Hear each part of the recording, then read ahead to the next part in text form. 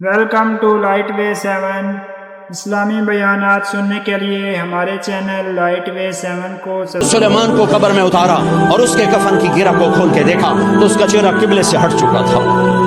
اب میں جا رہا ہوں، مجھے دیکھنا۔ پہلے تینوں نے حکومت کی پوجا کی اور عمر بن عبدالعزیز نے اپنے اللہ کی پوجا کی۔ انہوں نے ایک بڑا عجیب خطبہ دیا جب خلیفہ بنے۔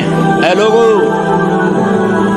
بچپن میں شعر و شاعری کا شوق تھا تو میں شاعر بنا، تھوڑا سا اٹھان ہوئی تو علم کا شوق لگا، میں نے علم حاصل کیا، جوان ہوا تو فاطمہ بنت عبد الملک سے عشق۔ عمر، میں نے سکھ کے دن تیرے ساتھ گزارے ہیں، دکھ میں تجھے چھوڑ کے نہیں جاؤں گی، جو میں نے اپنے سارے حق معاف کیے۔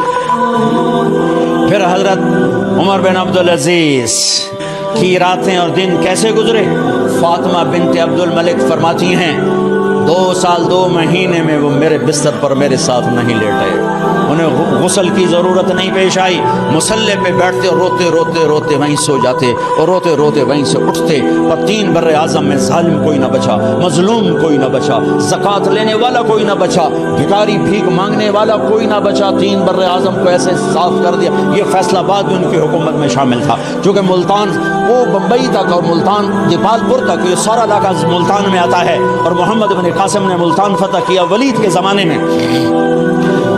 اپنی حکومت کو اللہ کی رضا کے لیے استعمال کیا۔